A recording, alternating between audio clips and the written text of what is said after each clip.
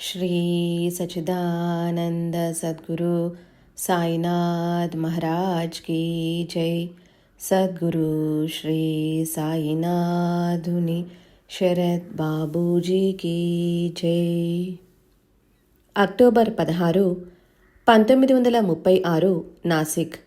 October 28, 1936 Shirdi.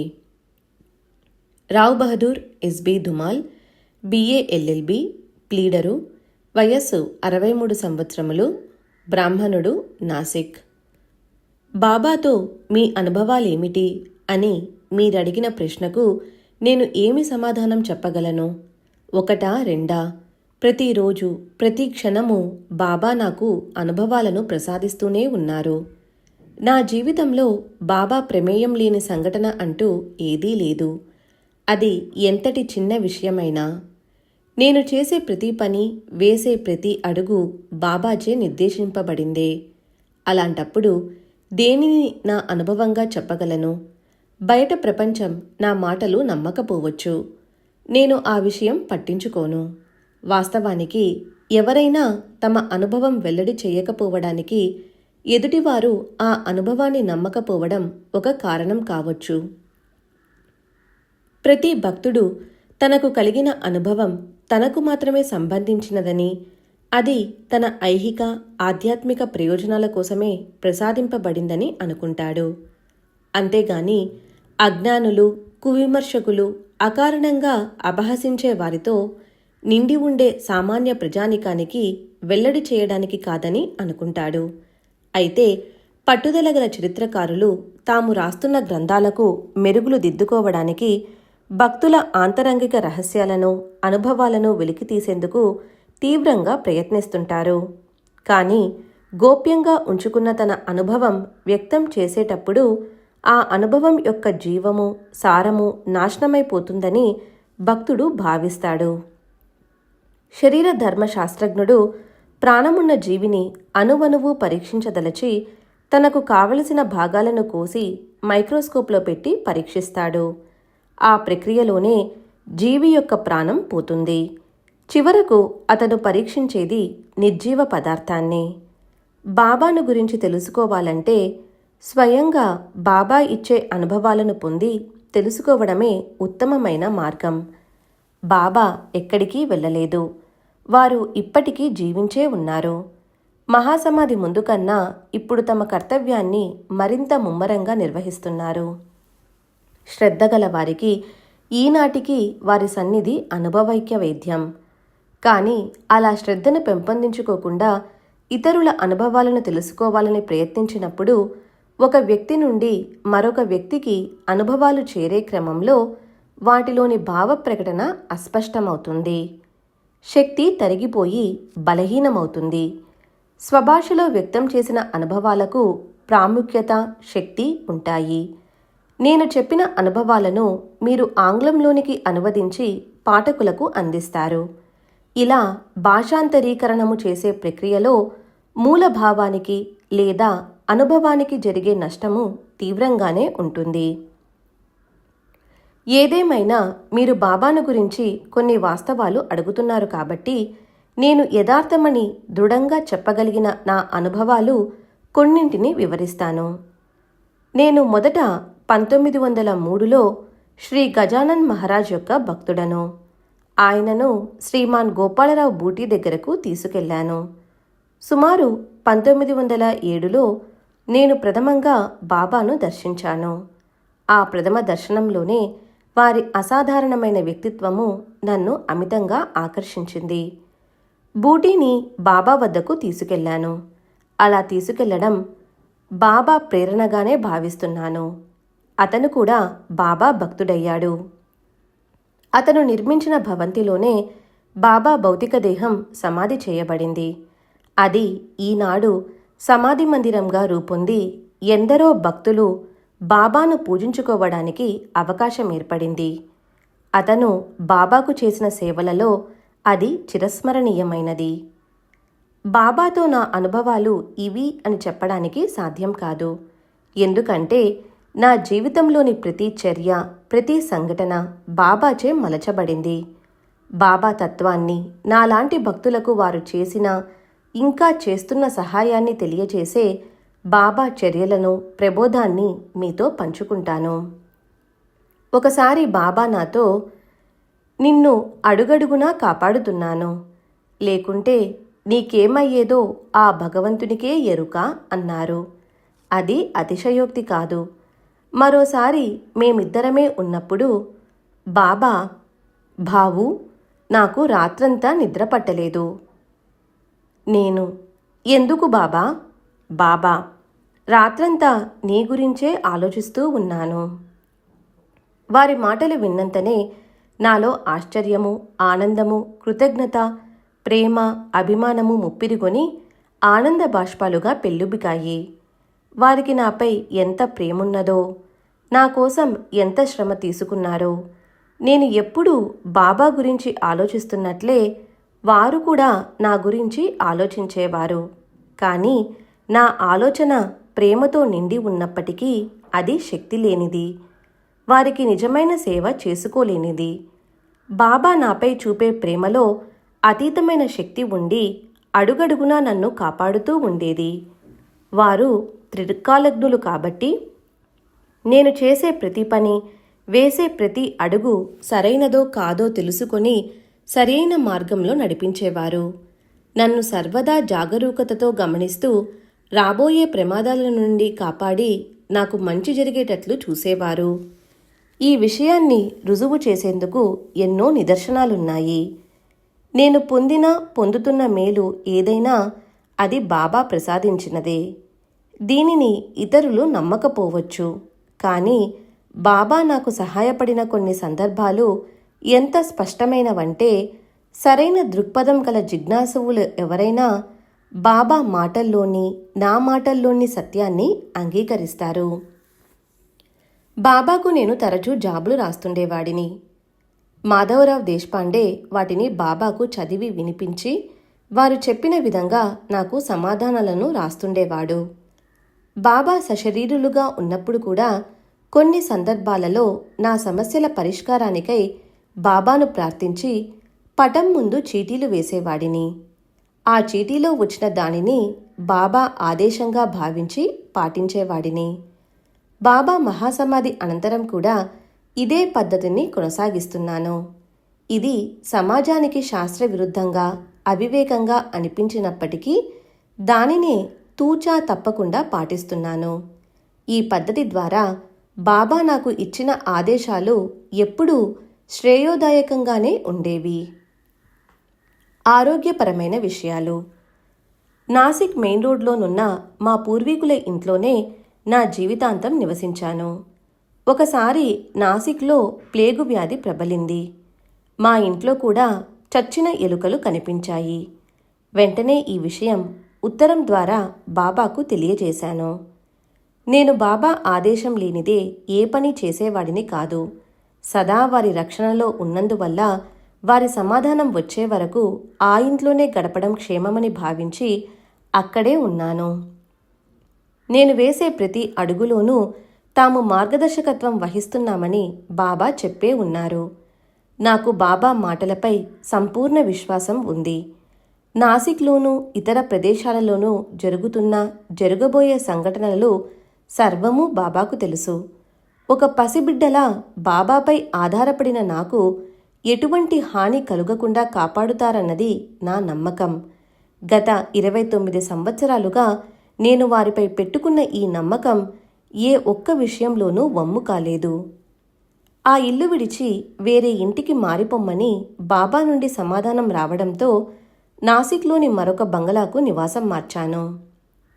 కానీ ఆ బంగ్లాలో చేరిన రాత్రే నా సోదరుని కుమారుని పడక దగ్గర చచ్చిన ఎలుకొకటి కనిపించింది. ఈ విషయాన్ని బాబాకు మళ్లీ ఉత్తరం ద్వారా తెలియచేస్తూ తిరిగి మరో ఇంటికి మారమంటారేమో తెలుపమని కోరాను. ఈసారి మారవద్దని బాబా నుండి సమాధానమొచ్చింది. డాక్టర్లు, స్నేహితులు ఆ బంగ్లాలో ఉండటం క్షేమం కాదని వేరే ఇంటికి మారిపోమ్మని సలహా ఇచ్చారు. కానీ నాకు బాబా మాటే వేదవాక్కు.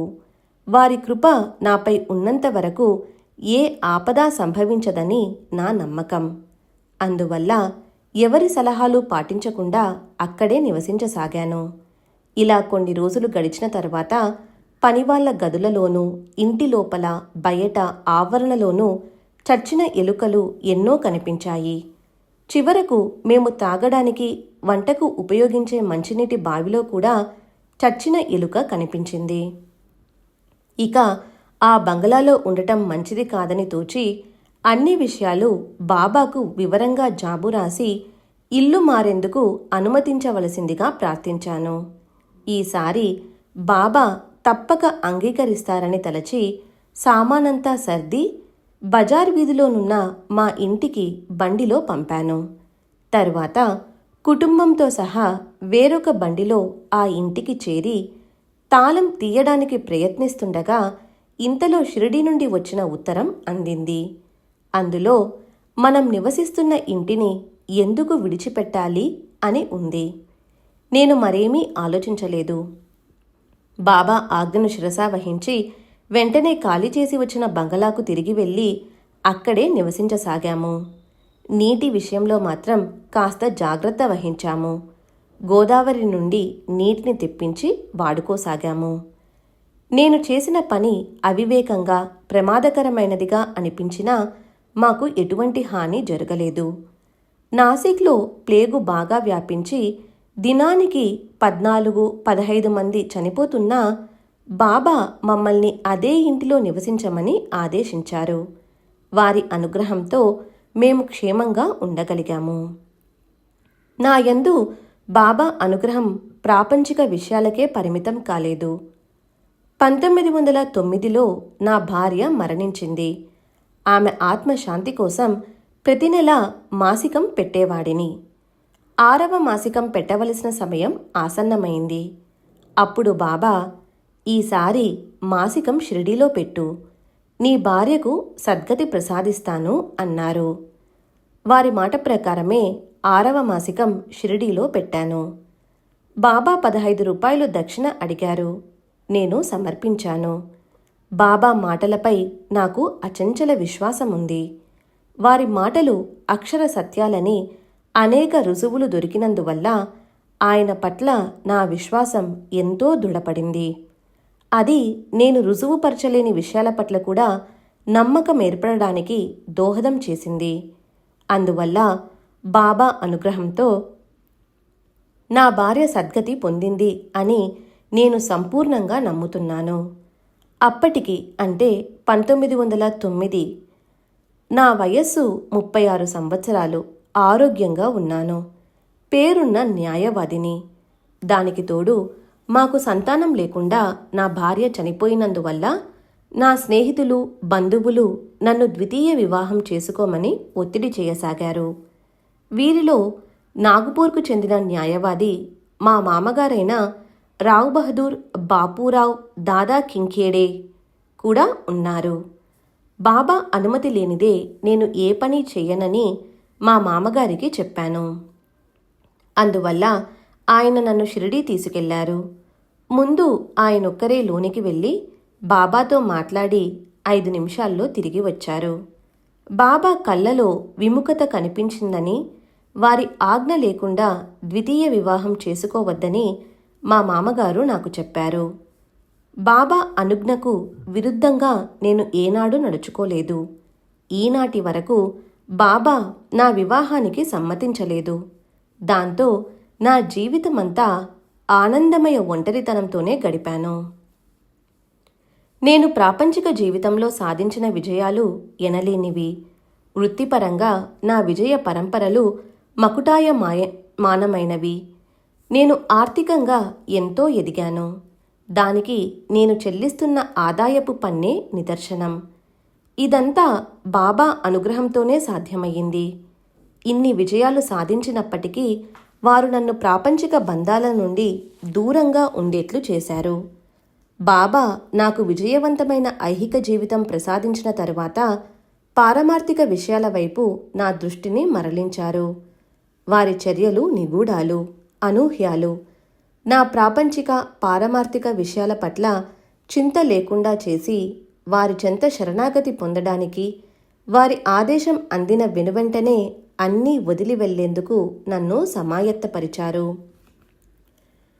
బాబా అనుమతితో నేను ప్రజోపయోగ కార్యాలు చేపట్టాను. వీటన్నింటిలో బాబా యొక్క అద్భుత సహాయం కనిపిస్తుంది. కొన్ని సంఘటనలు నమ్మశక్యం కానివిగా ఉన్నందువల్ల వాటిని మీకు చెప్పడానికి సందేహించాను. కానీ నేను ఇతరుల నమ్మకాలను, అపనమ్మకాలను పట్టించుకోను. మీరు వాస్తవాలు చెప్పమన్నారు కాబట్టి నా అనుభవాలను జరిగినవి జరిగినట్లుగా చెబుతున్నాను. నా న్యాయవాద వృత్తిలో బాబా సహాయపడిన సంఘటనలను ఉదహరించిన తర్వాత ప్రజోపయోగ కార్యక్రమాలలోనూ వారు నాకు ఎలా తోడ్పడ్డారో వివరిస్తాను. సుమారు 20-25 సంవత్సరాలకు పూర్వం షిరిడీ నుండి ఒక క్రిమినల్ కేసు వచ్చింది. చాలా గ్రామాలలో మాదిరిగానే షిరిడీలో కూడా పార్టీ తగాదాలు, ముఠా కక్షలు ఉండేవి. ఒక మార్వాడి స్త్రీపై దౌర్జన్యం చేసి ఆమె గౌరవానికి భంగం కలిగించారన్న నేరారోపణపై బాబా సేవకుడైన రఘుని మరో 5గురిని అరెస్టు చేశారు. ఆ నేరాన్ని ప్రత్యక్షంగా చూసిన సాక్షులు చాలామంది ఉన్నట్లు చూపించారు. న్యాయమూర్తి వాళ్ళకి 6 నెలల కారాగార శిక్ష విధించాడు. తాత్యాకోతే పాటిల్కు వీళ్లపై ప్రత్యేకమైన అభిమానం, జాలి ఉన్నాయి. వాళ్లను ఎలాగైనా విడుదల చేయించాలని తలచి న్యాయమూర్తి ఇచ్చిన తీర్పు ప్రతులను తీసుకుని అప్పుడు షిరిడీలో ఉన్న ప్రముఖ న్యాయవాదులైన దీక్షిత్, కాపర్డే మరియు మెజిస్ట్రేటుగా రిటైర్డ్ అయిన హెచ్వి సాటే తదితరుల వద్దకు వెళ్ళాడు. వారందరూ ఆ ప్రతులను చదివి తీర్పు చాలా బలంగా ఉందని, అప్పీలు చేసిన ప్రయోజనం స్వల్పమేనని చెప్పారు. తాత్య బాబాను ఆశ్రయించాడు. బాబా భావు దగ్గరికి పేపర్లు తీసుకుపో అని ఆదేశించడంతో తీర్పు ప్రతులతో తాత్య నాసిక్ వచ్చి నన్ను కలిశాడు. వాటిని చదివిన నాకు నిరాశ కలిగింది. అప్పీలు చేసిన కేసు గెలిచే అవకాశం కొంచెం కూడా కనపడలేదు. అందువల్ల దీనిని బొంబాయికి గాని, అహ్మద్ నగర్లో ఉన్న ప్రముఖ న్యాయవాదుల దగ్గరికి గాని తీసుకెళితే మంచిదని తాత్యాకు సూచించాను. కానీ తాత్య నాకు బాబా ఆదేశాన్ని గుర్తు చేయడంతో ఇక ఆ విషయంలో నా బాధ్యత గాని, నాకు మరో మార్గం కానీ ఏమీ లేదని అర్థమయ్యింది. నేను మాట్లాడకుండా కేసును పరిశీలించి అప్పీలు పిటిషన్ రాసి డిస్ట్రిక్ట్ మెజిస్ట్రేటు ఇంటికి తీసుకెళ్లాను. ఆయన అదేమీ చదవకుండా విషయమేమిటో తెలుపమని అడిగారు. కేసు విషయం క్లుప్తంగా వివరించాను. ఆయన అంతా విని, నిందితులపై కేసు చాలా బలంగా ఉన్నట్లు కనిపిస్తుందే, దీనిపై నీ అభిప్రాయం ఏమిటి అని అడిగారు. అసలు ఆ కేసు, అంతమంది సాక్షులు, వీటన్నింటికీ ముఖ్య కారణం గ్రామంలోని ముఠా తగాదాలని, వాటి వల్లే నేరం ఆరోపించబడిందని చెప్పాను. నువ్వు అలాగే అనుకుంటున్నావా అని మేజిస్ట్రేటు అడిగారు. అనుకోవడం కాదు, అలాగే జరిగిందని నేను ప్రగాఢంగా నమ్ముతున్నట్లు జవాబు చెప్పాను. మేజిస్ట్రేటు ఇంకేమీ ఆలోచించలేదు. నేను రాసి తెచ్చిన అప్పీలు పిటిషన్పై వాస్తవాలను ప్రస్తావిస్తూ తీర్పు రాశారు. నిందితులను విడుదల చేస్తున్నట్లు చెప్పారు. ఆ తర్వాత మేజిస్ట్రేటు, మీ షిరిడీ సాయిబాబా ఎలాంటివారు? వారు హిందువా, ముస్లిమా? వారు మీకేమి బోధిస్తారు అని అడిగారు. సాయిబాబా హిందువూ కాదు, ముస్లిమూ కాదు, ఈ రెండింటికి అతీతులు అని జవాబిచ్చాను. వారు బోధించిందేమిటో నేను వివరించలేనని, స్వయంగా వారిని దర్శించి తెలుసుకోవాలని చెప్పాను. వీలు చూచుకొని సాయిబాబాను దర్శిస్తానని మేజిస్ట్రేటు నాకు మాట ఇచ్చారు. వాస్తవానికి ఆ తరువాత వేసవిలో ఒక రోజున ఆయన బాబాను దర్శించాలని షిరిడీ బయలుదేరి ఎండ తీవ్రంగా ఉండడంతో కోపర్గాం నుండే వెనుదిరిగారు. కేసు పూర్వాపరాలు, క్రింది కోర్టు తీర్పు పరిశీలించకుండా పోలీసులకు, పబ్లిక్ ప్రాసిక్యూటర్కు నోటీసులు ఇవ్వకుండా ముద్దాయిలను విడుదల చేయాలన్న ఆయన నిర్ణయం, ఆ వెనువెంటనే బాబాను గురించి అడగడం, ఇదంతా బాబా మహిమ వలనే జరిగిందనడానికి నిదర్శనం. ఆ విషయాన్ని ఈ క్రింది సంఘటన బలపరుస్తుంది. నేను అహ్మద్ నగర్ నుండి షిరిడీ చేరాను.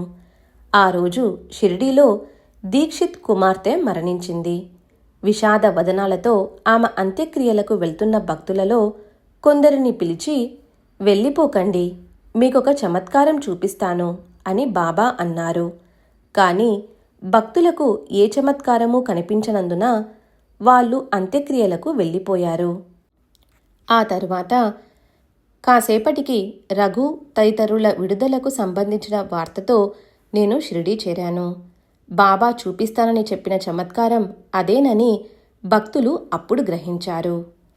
నా వృత్తికి సంబంధించిన మరో కేసు విషయం తెలియచేస్తాను. ఈ కేసు 3 సోదరులకు సంబంధించినది. వీరు తమ ప్రత్యర్థులను తీవ్రంగా గాయపరిచారని వారిపై క్రిమినల్ కేసు మోపబడి నేరం నిరూపించబడింది. గాయపడిన వారిలో ఒకరికి ఎముక విరిగి 20 రోజులు ఆసుపత్రిలో చికిత్స పొందినట్లుగా కూడా చెప్పబడింది. పై 3 తరపున నేను వాదించడానికి ఒప్పుకొని అప్పీలు మెమో తయారు చేసుకుని ముందు జామీనుకు ప్రయత్నించాను. కేసు బలంగా ఉన్నందున నిందితులకు జామీను ఇవ్వడానికి వీలుపడదని సెషన్స్ కోర్టు న్యాయమూర్తి సీనియర్ ఐరోపా అధికారి చెప్పాడు. నేను ఒక్కసారి బాబాను స్మరించుకొని జడ్జి వైపు తిరిగి ప్రాసిక్యూషన్ వారు చెప్పిన విషయం నమ్మశక్యంగా లేదని, ఎముక విరిగిందని చెప్పబడుతున్న ధృవపత్రం ఏ డిగ్రీలు సర్టిఫికెట్లు లేని ఒక నాటు వైద్యుడిచే ఇవ్వబడిందని చెప్పాను. మరియు నిందితులు 3 రైతులని, వ్యవసాయమే వారి జీవనాధారమని వాళ్ళు జైలులో కూర్చుంటే వ్యవసాయం దెబ్బతింటుందని చెబుతూ వాళ్లపై శిక్ష ఖాయమైతే వాళ్ళని అప్పుడు జైలుకు పంపవచ్చని వాదించాను. వెంటనే న్యాయమూర్తి జామీను మంజూరు చేశాడు. కొద్ది రోజుల తరువాత కేసు విచారణకొచ్చింది. నేను వాదించబోయేది ఖైదీలను విడుదల చేసేందుకా లేక కేవలం క్షమాభిక్ష కొరకా అని పబ్లిక్ ప్రాసిక్యూటర్ నన్ను అడిగాడు. క్షమాభిక్షకైతే తాను వ్యతిరేకించనన్నాడు. తీర్పు బలంగా ఉన్నప్పటికీ బాబాపై భారం వేసి ఖైదీల విడుదల కోసమే వాదిస్తానని చెప్పాను. ఒక నాటు వైద్యునిచే ఇవ్వబడిన ధృవపత్రాన్ని ఆధారం చేసుకుని ప్రమాదకరంగా గాయపరిచారని చెప్పడం సబబు కాదని వాదించాను. నేను శిక్ష రద్దు కొరకు వాదించడం మొదలుపెట్టినా చివరికి సాధ్యమైనంత వరకు శిక్షను తగ్గించమని న్యాయమూర్తిని వేడుకున్నాను. అందుకు న్యాయమూర్తి నేను కోర్టు వారిని క్షమాభిక్ష కొరకే అభ్యర్థిస్తున్నప్పుడు అంతసేపు వాదించకుండా ఉండాల్సింది అంటూ ఒక నాటు వైద్యుడిచ్చిన ధృవపత్రం ఆధారంగా ప్రత్యర్థిని తీవ్రంగా గాయపరచారని ఎలా చెబుతున్నావు అని ప్రాసిక్యూటర్ని అడిగాడు. ప్రత్యర్థి 20 రోజులు చికిత్స పొందాడు కదా అని ప్రాసిక్యూటర్ జవాబు చెప్పాడు. అప్పుడు న్యాయమూర్తి, నీ వాదన 3వ తరగతి మెజిస్ట్రేటు ముందు ప్రవేశపెట్టదగినది. నీవు సెషన్స్ కోర్టు న్యాయమూర్తి ముందు వాదిస్తున్నావన్న విషయం మరచిపోయావు అని గద్దించాడు. దీని తరువాత ప్రాసిక్యూటర్ మౌనం వహించాడు. దాంతో వాదన ముగిసింది. న్యాయమూర్తి అప్పీలుదారులను విడుదల చేశాడు. నా ప్రజా సంబంధిత కార్యక్రమాల గురించి మొదట చెప్పవలసిందన్నది ఏమిటంటే, నేను నాసిక్ జిల్లా లోకల్ బోర్డు అనధికార అధ్యక్షునిగా ప్రభుత్వంచే నియమించబడ్డాను. ఆ పదవిని నేను 1/11/1917 నుండి 13/5/1925 వరకు నిర్వహించాను. ఆ పదవిలో ఉన్నప్పుడు వేల కొలది సంతకాలు స్వయంగా నా సంతకంతో తయారు చేయబడిన స్టాంపు ఉపయోగించకుండా పెట్టవలసి వచ్చేది. దీనికి రోజులో చాలా సమయం కేటాయించవలసి వచ్చేది. దీని ఫలితంగా నా న్యాయవాద వృత్తికి సమయం దొరకక అది బాగా కుంటుపడింది. నేను కట్టే ఆదాయపు పన్ను 260 రూపాయల నుండి 0కు పడిపోయిందంటే నా సంపాదన ఎంత తరిగిపోయిందో తెలుసుకోవచ్చు. కానీ నా ఈ త్యాగానికి గుర్తింపుగా 1927లో నాకు రావ్ బహదూర్ అనే బిరుదు ప్రదానం చేయబడింది. అది ఏమంత పెద్ద గుర్తింపు కాకపోయినా దానికి తగిన ప్రాధాన్యత దానికున్నది కదా. బాబాపై భారం వేసి నా పని నేను నిర్వహించుకుంటూ పోయాను. ప్రతిరోజు జవాను ఆఫీసు పేపర్లను తెచ్చి నా టేబుల్పై ఉంచేవాడు. ఒక్కొక్క పేపర్పై నేను సంతకం పెడుతుంటే జవాను ఆ సంతకాన్ని బ్లాటింగ్ పేపర్తో అద్ది పక్కన పెడుతుండాలి. ఇలా పేపర్లన్నింటిపై సంతకాలు పెట్టడానికి చాలా సమయం పట్టేది. ఒకరోజు నేను సంతకాలు పెట్టడానికి ఉపక్రమించాను. ఇంతలో నాకు బాగా తెలిసిన, నేను గౌరవించే ఒక వ్యక్తి నన్ను కలవడానికి వచ్చాడు. సంతకాల పని మరుసటి ఉదయానికి వాయిదా వేసి అతనితో అర్ధరాత్రి వరకు మాట్లాడుతూ గడిపాను. తరువాత జవానును భోజనానికి పంపి నేను నిద్రపోయాను. మరునాటి ఉదయం ఊరు వెళ్లాల్సిన పని ఉండి పేపర్లపై సంతకాలు పెట్టకుండా ఆఫీసుకు పంపాను. తిరిగి రాత్రికి కానీ రాలేకపోయాను. యథావిధిగా సంతకాలు చేసేందుకు కూర్చున్నప్పుడు ఆ రోజు తాలూకు పేపర్లు మాత్రమే కనిపించాయి. ముందు రోజు సంతకాలు చేయని పేపర్లను తెప్పించి చూస్తే వాటన్నిటిపై నా సంతకాలున్నాయి. ఆశ్చర్యం! నేను చేయకుండానే వేల పేపర్లపై నా సంతకం ఉండడం ఎలా సాధ్యమైంది? ఇది బాబా యొక్క మానవాతీత శక్తి వల్లే సంభవమైనందని నేను గ్రహించాను. అలాగే బాబా చేసిన మరొక అద్భుత చర్య గురించి తప్పక చెప్పాలి. డిస్ట్రిక్ట్ లోకల్ బోర్డు అధ్యక్షునిగా ప్రాథమిక పాఠశాలలన్నీ నా అధీనంలోనే ఉండేవి. ఒకసారి నెల మొదటి వారంలో దీపావళి సెలవులు వచ్చాయి. టీచర్లందరికీ సెలవులకు ముందే జీతాలు చెల్లిస్తే బాగుంటుందని మహమ్మదీయుడైన విద్యాశాఖాధికారి అభిప్రాయపడ్డాడు. మొదట నేను ఆ విషయం పెద్దగా పట్టించుకోలేదు. 2-3 రోజుల తర్వాత అతను అదే విషయం తిరిగి నాకు గుర్తు చేశాడు. నాకు అలా చేస్తే బాగుంటుందనిపించి అకౌంట్స్ ఆఫీసర్ను సంప్రదించాను. ప్రభుత్వం నుండి డబ్బు మంజూరు కాలేదని, అలాంటప్పుడు చెక్కు పంపడం అభ్యంతరకరమని అతను చెప్పాడు. అందువల్ల నేను ఏమీ చేయలేకపోయాను. మరలా విద్యాశాఖాధికారి ఆ విషయాన్ని నా ముందుంచడంతో నేను అతని అభిప్రాయంతో ఏకీభవించి బాబా అనుమతి కోరదలిచాను. 2 చీటీలు రాసి బాబా పటం ముందుంచి ఒక దానిని తీయించాను. జీతాలు చెల్లించమనే చీటీ వచ్చింది. నేను వెంటనే చెక్కు రాయించి బ్యాంకుకు పంపి డబ్బు తెప్పించి టీచర్లందరికీ జీతాలిచ్చాము. దీపావళి పర్వదినానికి ముందు జీతాలిచ్చినందుకు అందరూ సంతోషించారు. అయితే అకౌంట్స్ ఆఫీసర్ అభ్యంతరాన్ని త్రోసిపుచ్చి చెక్కు పంపినందుకు ఏమవుతుందోనని కొంచెం ఆందోళన పడ్డాను. కానీ బాబా దయ వలన ఏమీ కాలేదు. ఆ తరువాత చాలా కాలానికి జరిగిన ఆడిట్లో ఈ విషయంపై అభ్యంతరం లేవనెత్తారు. దానికి భవిష్యత్తులో అలా జరగకుండా ఉండేందుకు గుర్తుంచుకోవడమైనదని నేను జవాబు రాసి పంపాను. అది అంతటితో సమసిపోయింది. నా జీవితంలోని ప్రతి మలుపులోనూ, సందిగ్ధ స్థితిలోనూ బాబా నాకు ఎన్నోసార్లు సహాయపడ్డారు. వాటిలో కొన్నింటిని ఎంపిక చేసుకొని మీకు వివరిస్తాను. 1910లో నా సన్నిహిత స్నేహితుడైన గోపాలరావు బూటి నాకు సహాయం చేయదలచి నన్ను ఉన్నత విద్యకై విదేశాలకు పంపదలచాడు. ఇంగ్లండులో చదువుకయ్యే ఖర్చు, ప్రయాణపు ఖర్చులు, నేను విదేశాలలో ఉన్నప్పుడు ఇక్కడ ఇంటికయ్యే ఖర్చు అన్నీ తానే భరిస్తానని చెప్పాడు. మేము అన్ని ఏర్పాట్లు చేసుకుని బాబా అనుమతి కోసం వారిని దర్శించాము. శ్యామ: బాబా, భావును విదేశాలకు పంపించమంటారా? బాబా: ఎందుకట? శ్యామ: ఉన్నత విద్య కోసం.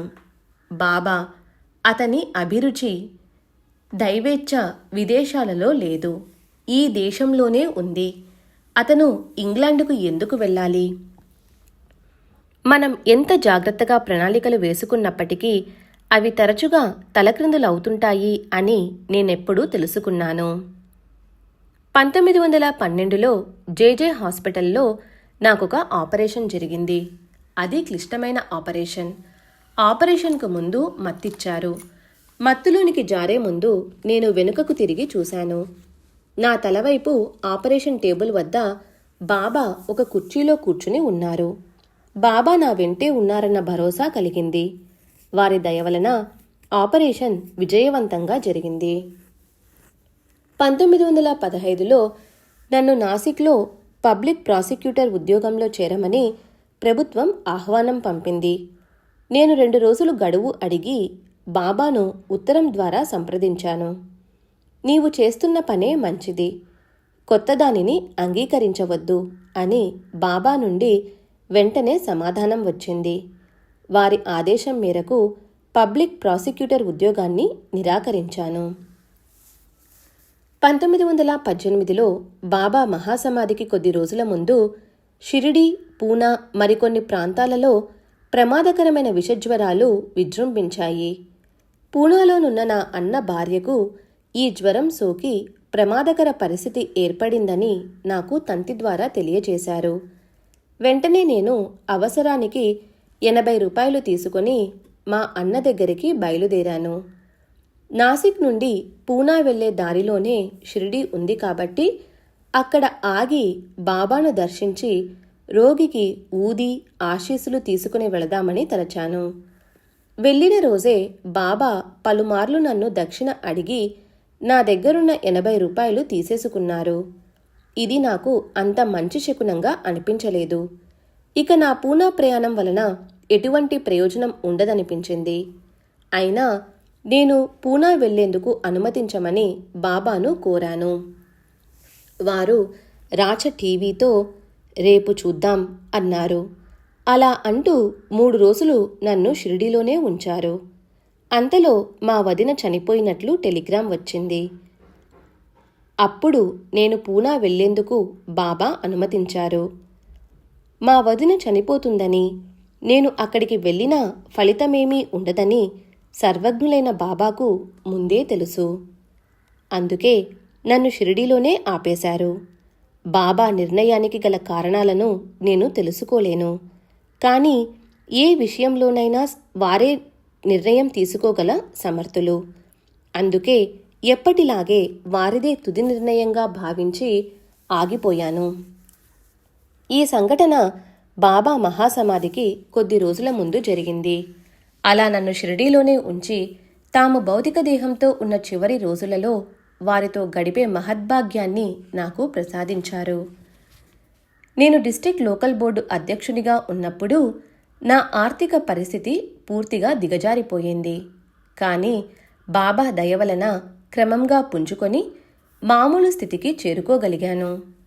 నేను 1/9/1930 నుండి 9/4/1932 వరకు దేవార్ సంస్థానానికి రెవెన్యూ మెంబరుగాను, 1932 సంవత్సరాంతము నుండి 1933 ఆగస్టు వరకు సుర్గానా సంస్థానానికి సెక్రటరీగాను పనిచేశాను. నేను నాసిక్లో ఉన్నప్పుడు నా న్యాయవాద వృత్తి కొనసాగిస్తూనే ఉండేవాడిని. అందువల్ల ఒక్కరోజు కూడా ఖాళీ ఉండేది కాదు. నేను సుర్గానా సంస్థానంలో పనిచేస్తున్నప్పుడు బాబా ఎంతో దయతో నాకు ఏ విధంగా ఆర్థిక సహాయం అందించారో చెప్పడానికి ఈ క్రింది అద్భుత లీలే నిదర్శనం. ఒకరోజు నేను భోజనం చేస్తున్నప్పుడు ఆ సంస్థాన్ ప్రధాని నా గదిలోనికి ప్రవేశించాడు. నేను భోజనం చేస్తున్నందున ఆయనను సగౌరవంగా ఆహ్వానించి ఉచితాసనంపై కూర్చోబెట్టలేకపోతున్నందుకు క్షమించమని కోరాను. కానీ ఆయన నేరుగా పక్కనే ఉన్న గదిలోనికి వెళ్ళి అక్కడ గోడకు తగిలించి ఉన్న బాబా పటాన్ని కొంతసేపు తదేకంగా చూసి తిరిగి నా గదికి వచ్చి, మీ జీతం 50 రూపాయలు పెంచుతున్నాను అని చెప్పి వెళ్ళిపోయాడు. నా జీతాన్ని పెంచమని నేనసలు అడగలేదు. ఉద్యోగంలో చేరిన 15 రోజులకే నా ప్రయత్నమేమీ లేకుండా నా జీతం పెరగడం బాబా అనుగ్రహమే. బాబా మనపై చూపుతున్న ప్రేమ తల్లి తన బిడ్డపై చూపేటటువంటిదని అర్థమైంది. బాబాను నేను పూజించే విధానం గురించి చెబుతాను. మొదట్లో నా పూజా మందిరంలో బాబా ఫోటోలు ఉండేవి. వాటితో పాటు తరువాత బాబా యొక్క రంగుల చిత్రపటాలు కూడా ఉంచాను. బాబా నిల్చుని ధ్యానమగ్నులై ఉన్న పెద్ద పటం వాటన్నింటి మధ్యలో ఉండేది. ఆ పటం అంటే నాకు ఎంతో ఇష్టం. మొదట అది రాధాకృష్ణ ఆయి దగ్గర ఉండేది. దానిని నాకు ఇవ్వమని ఆమెను ఒత్తిడి చేసి తీసుకున్నాను. ఆయి ఇంటి నుండి ఆ పటాన్ని తీసుకుని మసీదు దారిలో వెళ్తున్నప్పుడు బాబా నన్ను లోనికి పిలిచి, నా చేతిలో ఉన్న పటాన్ని చూస్తూ ఏమిటిది అని అడిగారు. ఇందులో మీరున్నారు అన్నాను. బాబా ఇటివ్వు అంటూ పటాన్ని తమ చేతిలోకి తీసుకొని దానిని ముందు వెనుక తదేకంగా చూసి తిరిగిచ్చి ఉంచు అన్నారు. బాబా స్పృశించి ఇచ్చిన చిత్రపటాన్ని వారి చేతుల మీదుగా తీసుకుని పూజించుకోవాలనే నా కోరిక అలా నెరవేరింది. అంతేకాదు, దానిని చూసినప్పుడల్లా భావు, నాకు రాత్రంతా నిద్రలేదు, నీ గురించే ఆలోచిస్తూ ఉండిపోయాను అని బాబా నాతో అన్న సందర్భం గుర్తుకొచ్చేది. బాబా నాకు ప్రసాదించిన కానుకగా భావించి దానిని భక్తితో పూజిస్తున్నాను. ఈ ఫోటోలనన్నింటినీ నేను ఎక్కడికి వెళితే అక్కడికి నా వెంటే తీసుకుని వెళ్ళేవాడిని. నేను దేవార్ సంస్థానంలో పనిచేస్తున్నప్పుడు నాసిక్, దేవార్ల మధ్య ఎన్నోసార్లు ప్రయాణించవలసి వచ్చేది. ప్రతిసారి ఫోటోలను నా వెంట తీసుకెళ్తుండడం చూసిన దేవార్లోని మా వంటవాడు ఒకసారి కొన్ని ఫోటోలను ఇక్కడే ఉంచవచ్చు కదా అన్నాడు. అదే ప్రశ్న తరువాత నాసిక్లోని నా సోదరుని కుమారుడు కూడా అడగడంతో అప్పుడు నేను ఆ విషయంగా బాబా నిర్ణయం ఏమిటో తెలుసుకోవాలని తలచి బాబా పటం ముందు చీటీలను వేసేవాడిని. అలా చేసిన ప్రతిసారి ఫోటోలన్నీ తీసుకువెళ్లమనే సమాధానం వచ్చేది. నేను పవిత్రంగా భద్రపరుచుకోవడానికి బాబా నాకు కొన్ని వస్తువులు ప్రసాదించారు. ఒకసారి నన్ను 2 రూపాయలు దక్షిణ అడిగి తీసుకుని వాటిని తిరిగి నాకే ఇచ్చి, వీటిని భద్రంగా దాచుకో, ఎవరికీ ఇవ్వవద్దు, ఖర్చు పెట్టవద్దు అన్నారు. ఇంకొకసారి అలాగే మరి 2 రూపాయలిచ్చి పై విధంగానే ఆదేశించారు. ఒకసారి నేను బూటీ కలిసి బాబాను దర్శించాము. బాబా బూటీని 20 రూపాయలు దక్షిణ అడిగారు. అతను సమర్పించాడు. కానీ ఆ మొత్తాన్ని బాబా నాకు ఇచ్చివేశారు. ఇంకొకసారి బూటీ నేను కలిసి బాబాను దర్శించినప్పుడు బాబా బూటీని 30 రూపాయలు దక్షిణ అడిగారు. అతను సమర్పించాడు. బాబా ఆ 30 రూపాయలను తమ దోసిలిలోనికి తీసుకొని దోసిలి మూసి క్రిందికి పైకి ఆడించి వాటిని తమ 2 గుప్పెళ్లలోకి తీసుకొని ఒక గుప్పెడు నాకు, మరో గుప్పెడు బూటీకి ఇచ్చారు. మేము వాడాకెళ్ళి వాటిని లెక్కిస్తే సరిగ్గా చెరి 15 రూపాయలున్నాయి. ఆశ్చర్యపోయాము. ఇవే కాకుండా వివిధ సందర్భాలలో బాబా నాకు మరో 30 రూపాయలు ఇచ్చారు. అలా బాబా నాకు ఇచ్చిన మొత్తం 69 రూపాయలయ్యింది. వీటిని బాబా నాపై చూపిన ప్రేమకు జ్ఞాపికలుగా మాత్రమే కాక నాకు అదృష్టాన్ని తెచ్చిపెట్టే దివ్యమైన నాణాలుగా భావించి చాలా జాగ్రత్తగా దాచుకున్నాను. నిజమైన ప్రేమికుల మధ్య ఇచ్చిపుచ్చుకోవడాలు సహజం. బాబాకు నాపై గల ప్రేమే నా నుండి దక్షిణ అడిగేట్లు చేసింది. నేను కూడా ఆనందంగా దక్షిణ సమర్పించేవాడిని. బాబా స్వీకరించే దక్షిణల వెనుక నిగూఢమైన మర్మం ఉండేదని ఆ తరువాత జరిగే సంఘటనల వల్ల వెల్లడయ్యేది. ఒక్కొక్కసారి భక్తుల దగ్గరున్న డబ్బు మొత్తం చివరి పైసాతో సహా దక్షిణగా తీసుకునేవారు. అలా నాకు తరచుగా జరిగేది. అటువంటి సమయాలలో నేను ఎలాంటి బాధ, విచారం లేకుండా వారు అడిగినప్పుడల్లా సంతోషంగా దక్షిణ సమర్పించేవాడిని.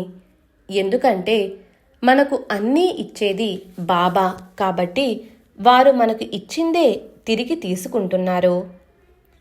మన వద్ద పైసా కూడా మిగల్చకుండా తీసుకున్నప్పుడు తిరిగి మనకు ఏదో ఒక మార్గం చూపించవలసింది కూడా ఆయనే కదా. బాబా అలా ఏర్పాటు చేయకుండా వదిలివేసిన సందర్భాలు ఏనాడూ లేవు. 1918లో నాకు జరిగిన ఇటువంటి ఒక అనుభవాన్ని మీకు ముందే తెలియజేశాను. ఇప్పుడు మరో 2 సంఘటనలను వివరిస్తాను. పై సంఘటన జరగడానికి పూర్వం ఒకసారి నేను షిరిడీ వెళ్ళినప్పుడు బాబా నన్ను పలుమార్లు దక్షిణ అడిగి నా దగ్గరున్న డబ్బంతా తీసేసుకున్న తరువాత మరలా భావు నాకు 7 రూపాయలు ఇవ్వు అని అడిగారు. నా దగ్గర లేవని చెప్పగా ఎవరినైనా అడిగి తీసుకొని ఇవ్వమన్నారు.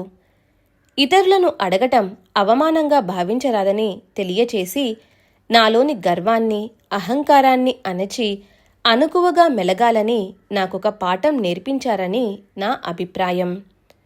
బాబా నేర్పిన ఈ విషయం నన్నెంతగా ప్రభావితం చేసిందంటే, బాబా మహాసమాధి చెందిన తరువాత నేను షిరిడీ వెళ్ళినప్పుడు ఆనాడు బాబా భిక్ష చేసిన ఇళ్ల వద్ద భిక్ష చేసేవాడిని. బాబా దయవలన నా అహంకారం అణిగింది. లేకుంటే నా అహంకారం ఇంకా పెరిగి సమాజంలోని క్రింది తరగతి వారిని దూరంగా ఉంచేవాడిని. దక్షిణకు సంబంధించిన మరో సంఘటన తెలియజేస్తాను. ఒకసారి బాబా నా దగ్గరున్న డబ్బంతా దక్షిణగా తీసుకుని తిరిగి 50 రూపాయలు అడిగారు. నా దగ్గర పైసా కూడా లేదని చెప్పాను. ఎవరినైనా అడిగి తెమ్మన్నారు. నేను వెళ్ళి ఒకరిని అడిగితే అతను తన దగ్గర డబ్బు లేదని చెప్పాడు. ఆ విషయం బాబాకు తెలియజేశాను. ఈసారి బాబా హెచ్వి సాటే దగ్గరకు వెళ్ళమన్నారు. అలా బాబా తన వద్దకు దక్షిణ కోసం పంపడం సాటేకు సంతోషాన్ని కలిగించింది. సాటేను 50 రూపాయలు అడగమనడంలోని మర్మం నాకు తరువాత తెలిసింది. సాటే రిటైర్ అయిన తర్వాత అతనికి పింఛను మంజూరైంది. అతను తనకు 50 రూపాయలు పింఛను అదనంగా రావలసి ఉందని ప్రభుత్వానికి దరఖాస్తు పెట్టుకున్నాడు. ప్రభుత్వం దానిని అంగీకరించింది. డబ్బు కొరకు నన్ను సాటే వద్దకు పంపించడంలోని బాబా ఉద్దేశ్యం అతనికి అదనంగా 50 రూపాయల పింఛను మంజూరవుతుందన్న విషయాన్ని సూచిస్తుంది. పింఛను మంజూరైన తేదీ, బాబా సాటేను 50 రూపాయలు అడిగిన తేదీ ఒక్కటే కావడం విశేషం. బాబా సేవకుడైన రఘు తదితరులకు సంబంధించిన కేసులో వాళ్ళు నేను అడగకుండానే 300 రూపాయల ఫీజు ఇచ్చారు. నేను అహ్మద్నగర్ నుండి షిరిడీ వచ్చి 3 రోజులు గడిపాను. బాబా ఆ 3 రోజులలో పలుమార్లు దక్షిణ అడిగి ఆ 300 రూపాయల మొత్తాన్ని నా నుండి తీసేసుకున్నారు. బాబా అలా చేయడంలోని అంతరార్థం నేను గ్రహించాను. నా గురువు యొక్క సేవకుడిని విడిపించడం కోసం నేను ప్రతిఫలం ఆశించడం సముచితం కాదు. ఎందుకంటే ఆ కేసు గెలిచింది నా ప్రతిభా పాటవాల వల్ల కాదు. బాబా అద్భుత రీతిలో మేజిస్ట్రేటు మనస్సును నియంత్రించినందువల్లే ఆ కేసు విజయవంతమైంది. నా అనుభవాల సంపుటిని ముగించే ముందు బాబా బోధించిన కొన్ని ఆధ్యాత్మిక సత్యాల గురించి వివరిస్తాను.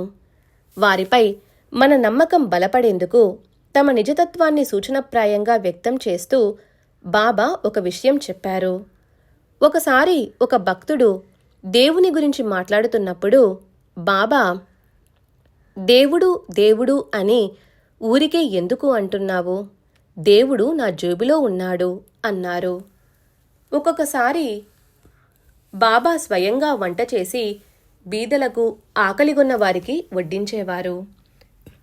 ఇది వారి ప్రేమను, దాతృత్వాన్ని తెలియజేస్తుంది. అలా ఒకరోజు మసీదు ఆవరణలో వారు పొయ్యిని వెలిగించి దానిపై పెద్ద పాత్ర, హండీ పెట్టి వంట చేస్తున్నారు. ఇంతలో మాంసాహారం అంటే ఇష్టపడే ఒక ఫకీరు వచ్చి అందులో కొంత మాంసం వేశాడు. బాబా తయారు చేస్తున్న స్వచ్ఛమైన శాకాహార వంటకం మాంసాహారాన్ని ఇష్టపడే వారి ప్రత్యేక విందుగా మారిపోవడం చూసి అసహ్యంతో బాలాసాహెబ్ మిరీకర్, బాబా, మన కడుపు నింపుకోవడం కోసం ఇతర జీవులను ఎందుకు హింసించడం అని అడిగాడు. అప్పుడు బాబా, చంపేవాడే రక్షిస్తాడు, రక్షించేవాడే చంపుతాడు అన్నారు. ఈ మాటలు సృష్టి, స్థితి, లయకారకుడు భగవంతుడే అని చెబుతున్నాయి. అంతేగాక బాబా వంటి మహాత్ముల సన్నిధిలో మరణించిన లేక చంపబడ్డ జీవులకు సద్గతి ప్రాప్తిస్తుందనే నిగూఢ భావం ఇమిడి ఉంది. నా ఈ అనుభవాల వివరణను ముగించే ముందు హరిసీతారాం దీక్షిత్ నాకు స్వయంగా వివరించిన 2 అపూర్వ సంఘటనల గురించి చెబుతాను. దీక్షిత్ ఆర్థిక పరిస్థితి సరిగా లేనప్పుడు ఒక బాకీదారునకు 30,000 రూపాయలు చెల్లించవలసి వచ్చింది. అప్పు తీర్చడానికి గడువు 4 రోజులే ఉంది. ఎలా తీర్చాలో, ఏం చేయాలో తోచక దీక్షిత్ మదనపడసాగాడు. అదే రోజు అతని కలలో బాకీదారుడు కనిపించి అప్పు విషయం హెచ్చరించాడు. దీక్షిత్ అతనితో, నీవేమీ భయపడనవసరం లేదు. నాకు చమన్లాల్ మొదలైన మార్వాడీలెందరో తెలుసు. వారినడిగి డబ్బు తెచ్చి గడువు లోపల తప్పక నీ బాకీ తీరుస్తాను అని చెప్పాడు. తరువాత దీక్షిత్ మేల్కొని కలలో తాను సంభాషించిన దానిని గుర్తు చేసుకొని బాధపడ్డాడు. తన దైవమైన సాయిబాబా తనకు అండగా ఉండగా అవసరమైన సమయంలో అక్కరకు రాని సామాన్య మానవుల సహాయం పొందాలనుకోవడం తెలివి తక్కువతనమని తలచి పశ్చాత్తాపం చెంది వెంటనే బాబా పటం ముందు కూర్చొని తను చేసిన తప్పును మన్నించమని కన్నీరు కారిస్తూ ఆర్తిగా ప్రార్థించాడు. బాబా ఒక్కరే తమ భక్తులను కష్ట సమయంలో ఆదుకుంటారని నమ్మి తన బరువు బాధ్యతలన్నీ బాబాపై వేసి నిశ్చింతగా గడపసాగాడు. కాని అప్పు తీర్చవలసిన గడువు తేదీ దగ్గర పడినా డబ్బు అందే అవకాశమేదీ కనపడలేదు. సరిగ్గా ఆ ముందు రోజు దీక్షిత్ ఆఫీసులో ఉండగా అతని సన్నిహిత స్నేహితుని కుమారుడు అతని దగ్గరకొచ్చాడు. తన వద్ద 30,000 రూపాయలు ఉన్నాయని, ఆ మొత్తాన్ని దేనిలో పెట్టుబడి పెడితే బాగుంటుందో తెలుపమని అడిగాడు. దీక్షిత్ పెట్టుబడులు వాటి సాధక బాధకాల గురించి వివరించాడు. ఒకవేళ ఆ డబ్బును తన దగ్గర మదుపు చేసే ఆలోచన కనుక ఉంటే తనను చివరగా పరిగణలోనికి తీసుకోమని, అతని తండ్రితో ఉన్న సాన్నిహిత్యాన్ని ఆధారంగా చేసుకొని లాభపడాలనే ఉద్దేశం తనకు ఎంతమాత్రం లేదని చెప్పాడు. ఇంకా ప్రస్తుతం తన ఆర్థిక పరిస్థితి దృష్ట్యా ఆ డబ్బును గడువు లోపల బహుశా తిరిగి చెల్లించలేకపోవచ్చని కూడా నిస్సంకోచంగా చెప్పాడు. ఇదంతా విని ఆ వ్యక్తి ఏమాత్రం భయపడకపోగా అంత నిజాయితీగా ఉన్న విషయాలు ఉన్నట్లుగా చెప్పడం వల్లే దీక్షిత్కు ఆ డబ్బు ఇవ్వాలని నిర్ణయించుకున్నానని చెప్పాడు. పితృ సమానులకు కష్ట సమయంలో సహాయం చేయకపోవడం భావ్యం కాదన్న భావంతో ఆ డబ్బు దీక్షిత్ స్వీకరించవలసిందే అని పట్టుబట్టాడు. ఆ డబ్బు తీసుకుని దీక్షిత్ గడువులోగా అప్పును తీర్చగలిగాడు. తమను సంపూర్ణంగా నమ్మిన వారిని బాబా తప్పక ఆదుకుంటారనే దానికి ఇదొక ఉదాహరణ. బాబా తమ భక్తులకు సహాయపడే కార్యంలో భాగంగా ఎంతోమంది ఆలోచనలలో, సంకల్పాలలో మార్పు తేగలరని, వేలాది రూపాయలను తమ భక్తుల కొరకు సమకూర్చిపెట్టగల సమర్థులని ఈ లీల ద్వారా నిరూపించారు. దీక్షిత్ తమ్ముడు సదాశివ్ BA LLB చదివి న్యాయవాద వృత్తిని చేపట్టాడు. మొదట నాగపూర్లోనూ తర్వాత బొంబాయి, ఖాండ్వాలలో ప్రాక్టీసు చేసినా ఎక్కడా రాణించలేకపోయాడు. దీక్షిత్ బాబా ముందు చీటీలు వేశాడు. అతనిని బొంబాయికి తీసుకుని వెళ్ళవలసినదిగా బాబా ఆదేశం వచ్చింది. దాంతో అతనిని బొంబాయి తీసుకెళ్లి తన ఆఫీసులో పెట్టుకున్నాడు. కానీ అతను అక్కడ కూడా సంతృప్తికరంగా పనిచేయలేకపోయాడు. సదాశివ్ తిరిగి వెళ్ళిపోతానని తన అన్నతో చెప్పాడు. బాబా ఆదేశం మేరకు బొంబాయి తీసుకుని వచ్చినా ఫలితం ఎందుకు దక్కలేదోనని దీక్షిత్ ఆశ్చర్యపోయాడు. బాబా ఆదేశం వమ్ము కావడానికి వీలులేదు. అందువలన మరికొద్ది రోజులలో వచ్చే దీపావళి సెలవుల వరకు సదాశివ్ను ఖాండ్వా తిరిగి వెళ్లకుండా ఆగమని కోరాడు. ఈలోగా పరిస్థితులు అద్భుతమైన మలుపులు తిరిగాయి. ఒకరోజు దీక్షిత్ను స్నేహితుడొకడు కలిసి, కచ్ రాష్ట్రం వారు తమ బ్యాంకులో పనిచేసేందుకు గుజరాతీ భాషా పరిజ్ఞానమున్న నమ్మకమైన అభ్యర్థి కోసం వెతుకుతున్నారని దీక్షిత్కు చెప్పాడు. దీక్షిత్ తన తమ్ముని విషయం ప్రస్తావించాడు. ఆ స్నేహితుడు తనకు సదాశివ్ ఖాళీగా ఉన్న విషయం తెలియదని, అతడైతే తనకు మరీ సంతోషమని అన్నాడు. వెంటనే కచ్ రాష్ట్రం వారికి అతడిని సిఫారసు చేశాడు. నిజానికి సదాశివ్ న్యాయవాద వృత్తిలో పలుచోట్ల విఫలమైన నెలకు 1000 రూపాయల జీతంపై అతను బ్యాంకు ఆఫీసర్గా నియమించబడ్డాడు. సదాశివ్ ఆ ఉద్యోగంలో చాలా కాలం పనిచేశాడు.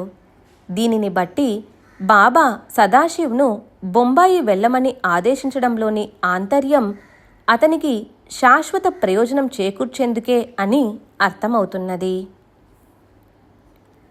श्री सच्चिदानंद सद्गुरु साईनाथ महाराज की जय। सद्गुरु श्री साईनाथुनि शरद बाबूजी की जय।